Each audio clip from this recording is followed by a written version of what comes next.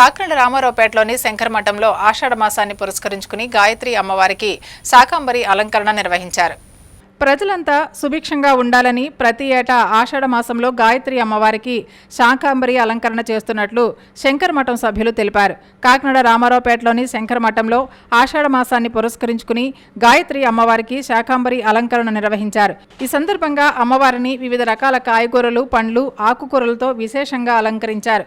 అదేవిధంగా శంకరమఠం కమిటీ, భక్తులు, మహిళలు కలిసి వివిధ రకాల పండ్లు, పసుపు, కుంకుమ, చీరలతో ఊరేగింపుగా వెళ్లి గాయత్రి అమ్మవారికి సమర్పించారు. ఈ సందర్భంగా శంకరమఠం కమిటీ సభ్యులు మాట్లాడుతూ ప్రత్యేక ఆషాఢ మాసంలో గాయత్రి అమ్మవారికి శాకంబరి అలంకరణ చేసి సారును అందజేస్తున్నట్లు తెలియజేశారు.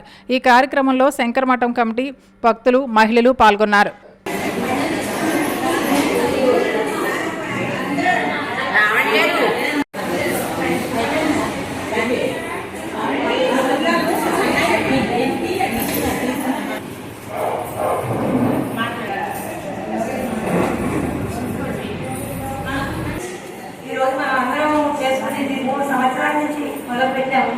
అది నిరాటంకంగా జరుగుతూనే ఉంది, అది చేయించుకుంటూనే ఉంది.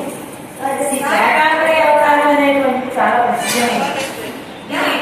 ఈ సంవత్సరం మన మనుగడికి చాలా ముఖ్యమైనది. మన మనుగడికి అంటే మన జీవితానికి ఈ అమ్మవారి అన్నీ మనకి చూపిస్తుంది అనమాట.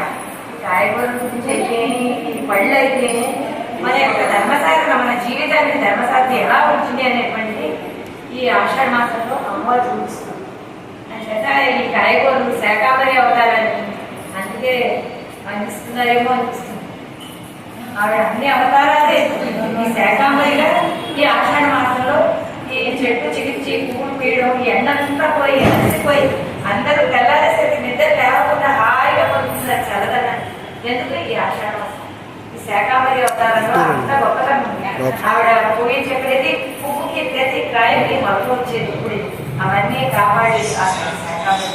సో అంటే ఇలా చెప్పుకుంటూ పోతే ఆవిడ గురించి సరిపోదు టైము. అయితే ఈ మా ముత్తైదులందరూ పసుపు పారాణీలతో రెడీ అయ్యారు. ఒక ఊరేగింపుగా వెళ్ళి ఈ సారె చీరలు పట్టుకుని ఊరేగించి ఆ తల్లికి సమర్పించుకుంటూ మంచి రెడీగా ఉన్నారు, సంసిద్ధంగా ఉన్నారు. రెడీగా ఆనందాలతో, నవ్వులతో, కుటుంబంతో ఎంతో సంతోషంగా హ్యాపీగా వాళ్ళని చూసుకుంటే మనకి ఎంతో ఆనందంగా ఉంటుంది. ఈ రోజు మనం అందరం, మేమందరం, మా సభ్యులైతే, మా గుడికి వచ్చే వారందరైతే అందరూ చేస్తున్నటువంటి ఈ శుభ కార్యక్రమం అనమాట దిగ్విజయంగా జరగాలని ఆ గాయత్రి తల్లి ఆ వేషధారణలో ఆవిడ మా అందరినీ కరుణించి, ప్రతి ఒక్కరిని కరుణించి, ప్రతి వాళ్ళని కాపాడవలసిందిగా శాకంబరి